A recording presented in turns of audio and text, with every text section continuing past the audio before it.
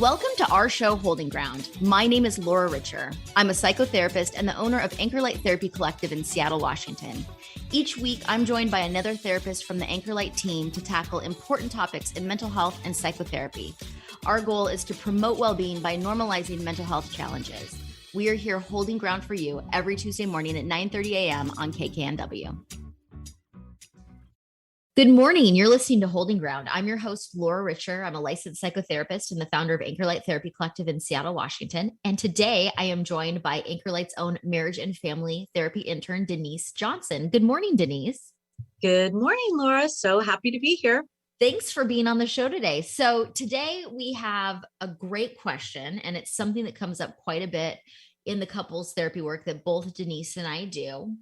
And that's how to find balance in your relationship, how to find balance between focusing on yourself and your own goals while still being a good partner and giving the relationship the time and energy that it deserves. Great topic. I do think it's important to really stay committed to your own self-care. I think that our relationship with ourselves really does set the stage for our relationships with everyone else. Why do you think it's important? You know, it's very easy to, especially in a new relationship, to just, it's kind of intoxicating, all the excitement and all those good hormones and brain chemicals that are flowing to lose sight of yourself and your own goals. But I think ultimately, once you settle into a relationship, if you don't continue to focus on yourself, you might grow resentful of your partner. I mean, I think that's one of the biggest side effects that we see of when someone's in a relationship, when they let go of their own self-care, they actually, even if their partner isn't asking them to do that, they actually start to resent their partner. Have you ever seen that? Oh, absolutely. Absolutely. I think that when we neglect ourselves, our self-esteem does suffer. I know that when I'm overworking and neglecting myself, I'm so much more easy to be triggered. All those negative emotions are so much more activated, fear, anger, sadness. It's almost like somebody put a different pair of glasses on me and I'm seeing my relationships, my life in a certain way. So yeah, I would agree that if we lose sight of how important it is to commit to our self-care, our relationships will definitely suffer. Yes. And that's such a great point. And we touched on that a little bit last week when we were talking about confirmation bias. But when you are neglecting yourself, whether it's because you're overworked or, maybe you're a new parent or, something has your full focus other than being able to take care of yourself, it's easy to default into some of those old thought patterns and project those onto your partner. Those, like you said, those glasses that you're looking at everything through that negative lens. Absolutely. And I've noticed over time that as I've taken steps to become more empowered, I'm so much less triggered by anyone in my life. So it does make a big difference to commit to that self-care and working on the relationship you have with yourself. It is so important. It's so important. And yet I see over and over again how often people do neglect themselves. And why do you think that people do that? There are so many different reasons. I think one of them is something that, there's kind of this myth that your relationship is going to save you, that finding the right partner is the end all be all, and then everything will be okay. And you just need to focus on that. And we have all kinds of great movies and stories and fairy tales that we've listened to throughout our lives that really reinforce that messaging. But yeah, I like to call that the romantic rescue. Yes. Yes.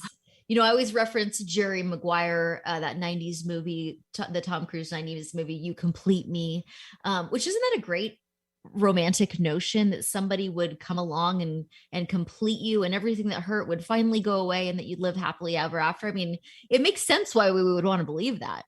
It's a great movie, but in reality, it never works out like that. No. So what does that really look like in relationships, Denise? Like when you see somebody, when you're working with a couple who is expecting their partner to complete them, what does that look like in reality? That's a great question. I think that, like you said, it leads to a lot of resentment. I think a lot of these patterns also can be from our childhood, our role models. If we grew up in a family where our parents neglected themselves, maybe they were overworkers or they were underfunctioning and we were parentified. And so we, early on, as a child, you had to take on more responsibility than you were ready for. That can bleed into your adult relationships. And so those patterns of sort of like overfunctioning and underfunctioning can really lead to some pretty dysfunctional patterns in a relationship. And I see that a lot. What about you? Yeah, and just inappropriate expectations of our partners and what their role is going to be in our lives. So, we talk sometimes about attachment styles and how adults bond in relationships. And you might notice that someone who has an anxious attachment style, which means that they might be fearful of abandonment. They might be fearful in relationships that either they're not good enough, they don't deserve love, that relationships are hard to come by. And so they kind of have to panic and hold on tight so they don't lose it. You might find that those people may be over focused on their relationships and still become resentful that they're not focusing on their own needs, but out of fear, that's how they're attaching to their partner. And their partner might become resentful too, because they're asking them to heal a wound or fill a need that they really can't. Right, exactly. And there's almost this overemphasis on needing that constant affirmation or reassurance. And I see this a lot where it's almost like the person with that anxious attachment is reading into things that aren't even there. They're hearing things in a particular way, and the other partner can get so frustrated because they're committed, and yet it doesn't seem to make a difference. Because like you said, it's a childhood wound, and you can't really fill that with a partner. You can try, but it doesn't work. That's why self-care, really our own mental health has to be our priority. Exactly. Because nobody can, in a lot, like you said, a lot of these fears about relationships are rooted in our childhoods and how we attach to our parents. And if there was any interruption or dysfunction in that attachment, we might unconsciously look to our partners to heal that wounding, but in fact they don't have the power to do that. And so just being aware that, if you're needing constant reassurance, if it feels like they're not doing something to make you feel better, there's a good chance that you might need to be doing some of your own work. Absolutely. And then on the flip side of that, you mentioned the person who is under functioning in a relationship. And so they're the opposite side of that spectrum. They might pull away from the relationship. They might easily feel overwhelmed in the relationship. And they actually might not show up for their partners. They might be more avoidant. Yeah, and that can look like they're focusing on themselves, but if you're just trying to avoid, you're trying to run away from your pain, that's not really self-care. I think that our relationships can actually be a great opportunity to learn more about ourselves. We can understand what are these unhealed parts that are getting triggered over and over again. But then self-care is really about committing to working on those parts, to healing those parts. So yeah, the avoidant personality often appears to be really selfish because they're less likely to want to spend all their time with their partner. But really, that avoidance is often just trying to escape their pain. Yes. And then they're denying themselves the opportunity to have intimacy and connection in their relationships, which if anyone, has ever been avoidant or been in a relationship with someone who has more of an avoidant attachment style, it appears that they don't want connection, but that in fact isn't true. It's just that it becomes overwhelming because of those unhealed attachment wounds. Exactly. And I think our society doesn't necessarily encourage us to focus on self-care. We're very much seen as positive based on our productivity. Does that make sense? Oh, absolutely. Yeah. I hear that over and over again, where people are overworked. They have to work 60 or 70 hours a week, and it doesn't leave a whole lot of time to focus on yourself. Right. And it's interesting because that is so normalized in our culture. We have a lot of clients who work at big corporations here in the Seattle area, and they have great salaries and great benefits and do important work. But with that comes the expectation that they should be superhuman and they should work 60, 70 hours a week. And then they should also be able to, go to the gym and spend time with their families. I mean, how could you possibly have any time for self-care if that was the schedule that you were on? Exactly. And I think that we are taught very much to seek that outside approval. So, we're trying to look a certain way, which is not the same thing as attending to our inner experience. And not to say that going to the gym and wanting to look good and, getting your hair cut, that can be an excellent way to focus on yourself and bring that self-care to your life. But if you're beating yourself up the entire time, or you're comparing yourself to others, that's really neglecting yourself. Yes, that is not giving you the actual care that you need. So part of what makes something self-care, because that's kind of a vague concept we talk about in therapy all the time. Oh, you need to practice self-care. Well, what does Yes. that mean? Does that mean getting your hair done and getting a massage? I mean, it can, but I think what you're saying here is the intent behind it is important too. Yes. And the self-talk. I Mm-hmm. think that's really important, is to notice how you're talking to yourself all day long. What are your thoughts? Are they all negative? Are you beating yourself up? And if you notice this trend, this is when it's really important to become more intentional. I think therapy is so helpful in shifting our mindset and the way we talk to ourselves, recognizing those thoughts, reframing those thoughts. It takes practice. Yes. Yes, because a lot of it's our default that we don't even sometimes realize we're doing it until we've been beating up on ourselves for a significant amount of time.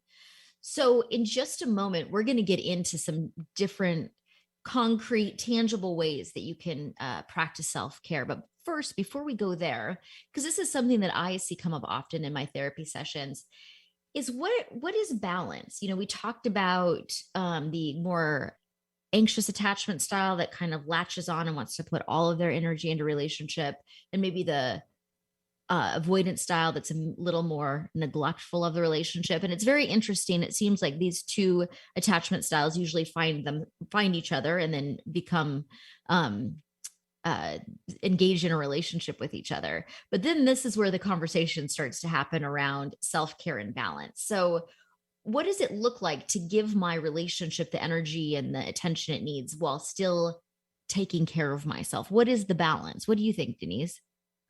This is a great question. And it's very common that there are differences, that one person has a much greater need for time alone versus their partner. And sort of like sex drives, right? Like they don't always match perfectly well. And that's where compromise comes in.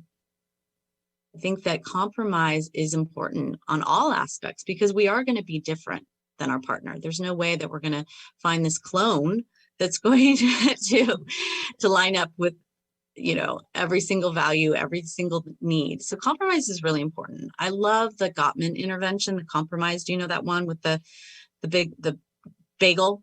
You make the big circle and the smaller circle. Yeah, tell our listeners about that. That's a great intervention. Yeah. So really what that comes down to is starting to define what are the areas that you are flexible in and what are the areas that you're inflexible in. So the inner circle, you'd write all, if you're talking about, let's say, what kind of house you want to buy.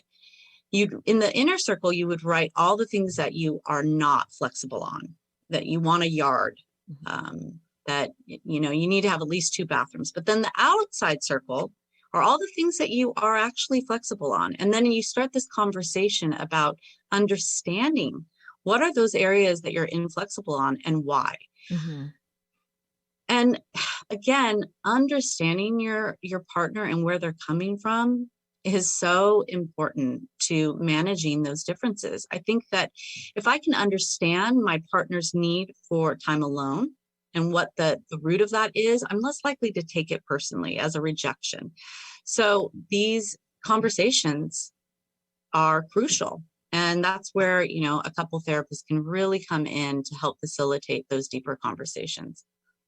Absolutely. And when you don't have those conversations, what ends up happening, what I observe a lot with some of the couples that I'm working with, is that if you, one of the partners really needs time for themselves, but they don't feel like they can ask for it, they do Mm, still take it, but it's in ways that are kind of sabotaging to the relationship. So they might just kind of pull away completely and suddenly and leave their partner wondering, wow, what happened here? What did I do wrong? When in fact, this has been building up over time, and that resentment has been building up, and they've been giving things to the relationship that they, without caring for themselves, without taking what they need for themselves, and not communicating that.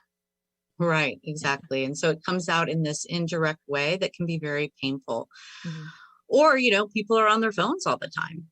Yes, that's a huge Right? issue right now, and I think we're going to continue to live in that world, so we have to figure out how to find balance there. Yeah. So it's not just, oh, spend time with your partner. It's about the quality. Just Yeah. as there's like quality self-care, there's quality time with a partner. If if you're like, oh, I'm spending all this time with you, and yet really you're not present, that Mhm. doesn't necessarily fill that cup. Yeah, just because we're sitting in the same space doesn't mean that it's going to feel like quality time if we're not connecting. So if we're both on our phones with the TVs on, it's not likely that you're going to feel like you've truly had a connection with your partner in those kinds of situations, even though you could spend hours together sitting there. Exactly. Yeah. And I think that's where love languages are really important, is also understanding what does fill your partner's cup. Mhm. You may be, you know, sitting there giving them tons of touch, but really what they need are words of affirmation. Yeah. Yes, we talk about that quite a bit because we often want to express love in the way we receive it. If touch makes me feel really loved, I'm going to want to touch my partner all the time. But that might not mean as much to them. They might experience feeling really loved and cared for if I make them dinner or make their coffee for them in the morning. Exactly. Yeah. So important to know your partner and continually get to know your partner, because we change over time. Right. Yes. And so sometimes when you've been with someone for 20 or 30 years, you already have such a confirmation bias. You already feel that you know them so well that you're missing the opportunity to get to know who they are today. Exactly. But how do you know? I mean, how do you know what is the right amount of time to spend taking care of yourself, and what is actually moving towards selfishness? So, this is a conversation that I think is really difficult for couples to have because they don't want to risk losing their relationship. And Mm, so they sometimes will pull back and not really ask for what they need and then just let that resentment fester until, maybe they land in one of our offices. But I do think, even at the risk of losing your relationship, especially when the relationship is new, you want to know what you need in your relationship. If you need a lot of quality time and affirmation, and that's something that will be important to you, then it's probably necessary, not probably, it is necessary for you to communicate that up front. Because if you connect with someone who doesn't really have that to offer, what we mm, do is we connect with people who don't have things to offer that we're looking for. And then we get upset and think, well, if you really loved me, then you would do this thing for me, which in fact, it just might not be in their personality or relationship style to show up in the way that you're wanting them to. So I think part of the finding that balance is communicating what you really need out of the situation. And I have some couples that, I encourage them to be very honest about their needs. And that does sometimes lead to them determining that it is not the right relationship for them, and that's okay too. You want to, as painful as that can be, you want to connect with the right partner, not try to, force a square peg in a round hole. I agree. And it's interesting, this whole topic about focusing on yourself. I think selfishness has a really bad name in our Mhm. culture. But at the same time, yeah, when do you know if your partner is kind of being selfish? I mean, it is a thing, right? I think that if there is that tendency there, it'll come up in other areas Mhm. of the person's life. If it's part of a larger pattern that they're often kind of focusing on themselves and unable to see other people's needs or have empathy, then you start to go, okay, this might be truly something about this person's personality, or something that they really need to look at. Does that make sense? Yeah. And then that's when you can go back to the bagel and go, is this in my non-negotiable part of the circle where I really need somebody who has a certain level of time, energy, empathy, whatever it is that feels like it's missing? Or is this kind of in my, like, maybe I'm not the kind of person that really does need a partner that is that available to me all the time. And so this isn't really going to be a deal breaker for me. I think it's in Sue Johnson's work, in some of the EFT trainings. I've seen her talk about, and hopefully I'm not misquoting her, but the concept is correct. People aren't necessarily needy. Like we talk about needy and clingy as if it's a bad thing. We just have the needs that we have. So we want to find partners who align with that. And not everyone is going to, different people have different needs, different expectations. And I think that that's okay. We just want to communicate what our needs are and hopefully align with the people that match up with that. And that's true in friendships, romantic relationships, relationships with family. I agree.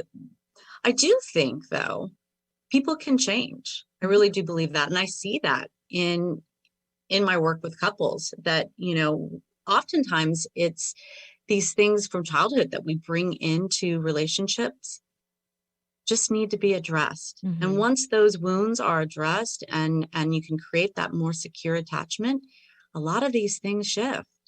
So, the skills that it takes to really have a healthy relationship, it's okay if you don't have those, right? Like, we're not really given those tools. We're not always given those strengths in our childhood, but it's something that you can work on over time. Have you seen that in your practice where the transformation that people can experience? Yes, absolutely. And, change is always possible. And so I wouldn't be a therapist if I didn't feel like it was possible for people to change. So sometimes people are just completely unaware of the impact they're having on their partner as well. I had a couple that I worked with years ago where one of the partners just was not that impacted by conflict. And so the way that they handled conflict was just kind of shutting down and setting it aside. And they were in a family that had conflict or moved on from conflict, and it didn't have a strong impact on them.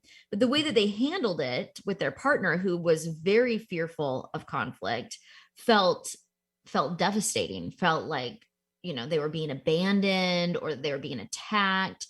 And this was not the intention of the other person, but they just had no idea, because their partner had such a different childhood and such a different life experience, that this is the impact it was having on them. And just through therapy, learning about the differences and how they engaged in conflict and how each of them perceived conflict, they were able to better understand what each other needed in those situations so that they could work together and move forward. So, I mean, a deeper understanding of your partner is always going to help you have a healthier, more productive relationship. Yeah. And again, being able to work on yourself, being able to see the areas that are like, oh, okay, I don't totally like this about myself. I want to work on this. This is why empathy is so important. If we can continue to look at the people in our lives through the eyes of empathy, really putting ourselves in their shoes, then we can work on ourselves in a way that will manifest better relationships. If we're always just thinking about how we want them to show up differently and we're not willing to kind of do our part, it's not going to lead to a very good outcome. So Absolutely. Things like empathy actually can be increased. It's like a muscle. And the more you work it out, the stronger it gets. Yeah. And I think empathy is a component of personality too. And so some people naturally have high levels of empathy while other people maybe do not. And that doesn't make one better than the other. It's just a matter of, like you said, building that muscle, tapping into that mindset. Yeah. And I see this a lot where sometimes the avoidant partner really appears to not have empathy, but really what's going on is they're flooded. Yes. So they're actually very connected to what's happening with their partner. They're feeling it on a really deep level, but they're not really able to express that because they're so flooded. And I think also it can, on the flip side of that, the more anxiously attached partner might on the surface appear to have more empathy, but in fact, they are very tuned into their own needs, and the anxiety is actually shutting down their empathy towards their partner a little bit. So I think that can go both ways. So interesting. Yeah. Yeah. So what do you think are the ways? What are some ways that we can really commit to that self-care so that we show up our best self for our relationship? So I think one of the best things that you can do for yourself, even the extroverts out there, is to spend some time alone, just some quiet time to hear your own thoughts, to relax, to disconnect from all the stimulation in the world around you, whether that's going for a nice long walk or doing something, just on your own, maybe spending the day going shopping or taking yourself out to a nice dinner, but just something to really be able to connect with yourself. I think it's part of the reason that we lose sight of taking care of ourselves is we have so much outside stimulation of what needs to get done and maybe what the kids need or our partners need or our jobs need, that it's hard to even connect with yourself and know what it is that you need or want. That's a great point.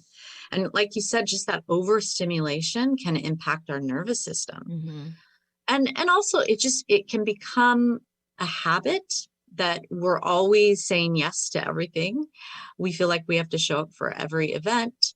We have to, constantly be on the go, and really just slowing down and just spending time alone is such a great practice. Yeah. I think that I noticed in the last 2 years, as so many things became unavailable, that I reconnected with myself in a whole nother way that had been missing for a while, just because of that tendency to be on the go constantly. Right.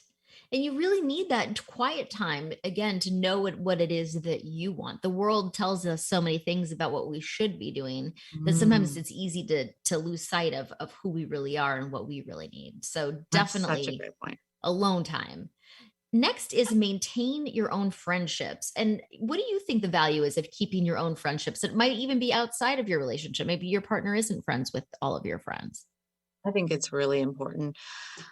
This is definitely a pattern that I see, like you said, in a new relationship where it's so intoxicating and you're so excited and all those hormones are flowing. There is a tendency to kind of let go of those friendships. And at the time, it may feel good, but in the long run, it's not a positive choice, because your friends can really help remind you who you are. Especially those ones that have been in your life for a really long time. They're there to, be that mirror, so that when you start to have struggles in your relationship, you can lean on those friendships. You can talk to them about that. And in general, it's not a good idea to put all your eggs in one basket. It's one person cannot fulfill all of our needs. And so if you have lots of friendships, or at least maybe one or two really close friends, some of those needs that you're trying to get from your partner, you can just turn towards one of those friends. I mean, my husband doesn't necessarily like to go shopping. Yeah. Right? I love going thrift shopping. Yeah. But I do that with my best friend, and it works out really well. Yeah. And, we've talked about Esther Perel's work on our show before. We both love her. I was watching something about her this morning that, as we have evolved as humans, we have put more and more pressure on our romantic relationships. And initially you partnered for basically survival. And then it turned into that you partnered for romantic connection and romantic love. And then it has even moved into the realm where we partner with people to be better versions of ourselves, to further our own self actualization. And while all of this is great, that's a lot of weight to put on one relationship. That's a lot of pressure. Yeah. Absolutely. Yeah. I think the other thing that's so important is to maintain and pursue your own goals and your dreams. Yes. What do you think? Well, here's the thing I've seen people do, and I might even have been guilty of this myself from time to time, is when we have our own big goals and dreams, it's easy to set them aside because they're scary. And so we might think, oh, I'm just going to focus on my relationship, or, I'm not going to pursue that promotion or graduate degree or whatever it is. But when we do that, we're creating resentment against our partners, even when we don't know it. We're maybe acting out of fear and not focusing on our own goals and dreams, and then blaming the people around us for it. So it's kind of a recipe for disaster. What do That's you a great think? point. Yeah. And I think that it can be really easy to get very comfortable, Mm-hmm. right? And to no longer go after, like you said, your goals, your dreams, your challenges, because growth does take getting out of your comfort zone. Mm-hmm. But it's important to do that, right? Because over time, if you don't, and you start to feel more and more shut down, that is going to impact your relationship. I think it like bringing new life, if each partner can feel inspired, that's great. Yeah. I would Yeah. say food for the relationship, right? To stay engaged with life, to stay inspired is going to lead towards such a better connection. And so, yeah, you got to watch in my head, not to say that, that wonderful comfort that you get in a relationship isn't a positive thing. But if you're noticing that, like you said, you're starting to, move away from your goals, that's something to look at. Yeah, and remember that your partner fell in love with the version of you that was probably pursuing your dreams and goals and having your own friends and living, doing all the things that make you you. And I sometimes see that people fall into the pattern of like settling into their relationship, letting that all go, and then wondering Mhm. why they don't feel as excited about each other anymore. Yeah, and I think that oftentimes if we neglect ourselves, for instance, and don't take care of our physical bodies, that we feel less sexy. And then Yes. over time, we have less interest in sex because we ourselves don't feel sexy. I hear that a lot actually in couples therapy is, that depending on how you feel about your own body is going to completely impact your sexual relationship. Absolutely. And it's not about maintaining a certain physique or weight. Of course, our bodies change as we age and all kinds of things happen that are going to cause us to look different throughout our lifespan. But it is all, like you said, it's about how you feel in your own body. And Mhm. a lot of times partners will feel very attracted to the person they're with, but because that person doesn't feel attractive, they're not interested in having a physical connection. That's a great distinction. Yeah. That it's not necessarily your partner that views you in a certain way. It's how you view yourself. And again, going back to self-care, really staying focused on how you feel. Mhm. What is the relationship you have with yourself? How are you talking to yourself? Not about how do you look, how do you compare to others? All of that, although it's really very easy to fall into that, it really does not lead to a very good relationship with yourself. So it's Yes. about quieting the outside noise, Mhm. slowing down, listening Absolutely. to yourself. Yes. And then finally, what we always talk about is take care of your own mental health. That if you are not caring for your own mental health, you're not really going to be in a position to give any energy to your relationship. Absolutely. I'm a big fan of therapy, obviously. Chose Me this too. field, right? But I mean, there really shouldn't be a stigma around therapy because it is such a great opportunity to improve your mental health. I think it's pretty hard to do that stuff on your own, to Yeah, work and on your mental understand health. who you are and how your life experiences have impacted how you interact in relationships and engage with the world. I mean, these are all things that we don't learn in high school, that it takes some outside effort. And obviously therapy is a great place to do that kind of work. But any other type of journey, whether it's working, through some spiritual path or, Mm, um, you know, yoga, meditation, there's all kinds of avenues that people can explore to get to know themselves better and to care for their own mental health. yeah, that's true. You just have to do it, have to just commit to it. just have to commit to it. Well, Denise, I can't believe it, we're out of time for today. Thank you so much for being on. If you would like to connect with Denise or myself, you can go to anchorlighttherapy.com or any of the other therapists at Anchorlight. We will be here again next week, holding ground on Tuesday at 9:30 a.m. See you then. Thanks for tuning in to Holding Ground. You can hear us here every Tuesday morning at 9:30 a.m. on KKNW. I'm Laura Richard at Anchorlight Therapy Collective. Find us online at anchorlighttherapy.com. and we'll see you next week.